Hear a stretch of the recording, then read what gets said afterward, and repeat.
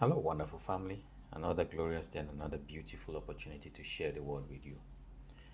A little one to explain what was yesterday's recording. Was it yesterday or the day before? Where it talked about faith and patient endurance. That word, King James talks of patience, and further down it says patient endurance. And it described Father Abraham's characteristic that after he received the promise, or rather, he was given the promise, and after he believed and endured patiently, he received the promise. That word there, patient endurance or patience, is the Greek word makrotomia, actually, which means that's macrotomia, which means large or large patience or large enduring power.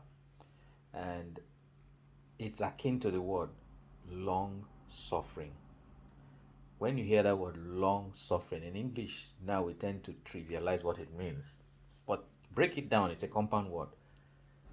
To endure suffering. That is, and it's the same way it is translated in the Amplified when it talks about love. So, love is patient and is kind, it's long suffering.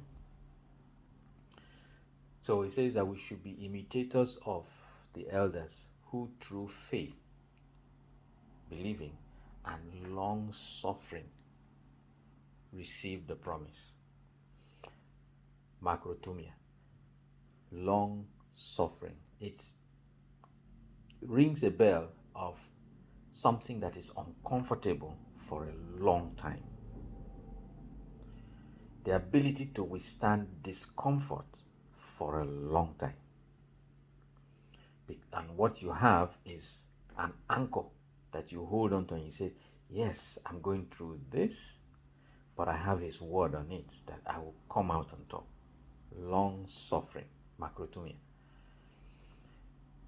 He expects this of you. It's not as if it is going to be an aberration. It is that for you to receive the promise, you should have that characteristic that you trust him and have the ability and demonstrate the ability to endure discomfort for a long time.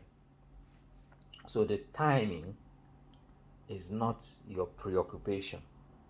You are preoccupied with the fact that it is impossible for God to lie.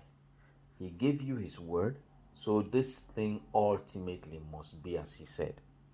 So you are not checking the clock, how long will this last? You are not checking the calendar, how long will this last? You are there rejoicing because you have that fortitude in you, knowing that he who promised is faithful and he will bring it to pass. Think about it. God bless you. Hallelujah.